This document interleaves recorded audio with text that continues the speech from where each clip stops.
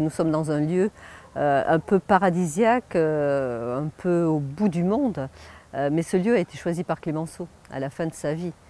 Un Clémenceau vendéen qui souhaite vraiment renouer avec la Vendée. Et 1920, c'est vraiment pour lui l'occasion de revenir sur sa terre natale. Alors bien sûr, il y a un impératif, il lui faut l'océan.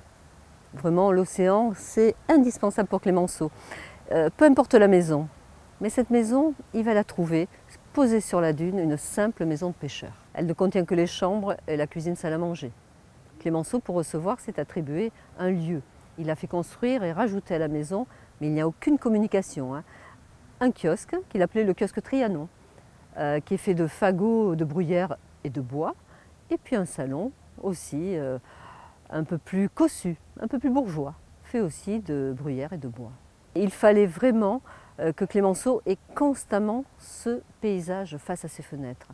Alors savez-vous ce qu'il a fait? Il a fait surélever son lit pour voir voilà, l'océan, les jardins, comme ça, bien, face à ses fenêtres. Et puis sa place dans la cuisine aussi est déterminée. Elle est toujours face à la fenêtre et à l'océan. Clémenceau est un homme qui va, effectivement, dès qu'il a trouvé cette simple maison de pêcheur, cette bicoque comme il l'appelait, va un peu jouer les architectes. Le premier été 1920 va être consacré, entre deux voyages, à aménager cette maison. Et dans cette maison, on va retrouver peut-être tous les côtés que l'on ne connaît pas forcément et les passions de Clémenceau, c'est-à-dire son goût prononcé pour l'Asie, au travers de différents bibelots, et puis aussi de certaines chasses de Clémenceau, comme le tigre ou le crocodile, mais aussi une maison d'une simplicité extrême. À croire que Clémenceau a privilégié l'océan, le paysage. Georges Clémenceau est un homme ici qui va laisser de côté le tigre, cette image un peu féroce que l'on a de lui, et qui va plutôt avoir ce côté apaisé, rentrer en méditation, contemplation d'un paysage. Clémenceau vient ici surtout l'été, vraiment. 3 mois d'été, et on va dire que c'est un peu une organisation très militaire. Car Clémenceau, il faut qu'il parte de Paris à 4 h du matin. Enfin, disons que la voiture doit avoir tourné le coin de la rue à 4 h du matin. Il mettra à peu près une journée, avec quelques arrêts, pour arriver ici en fin d'après-midi.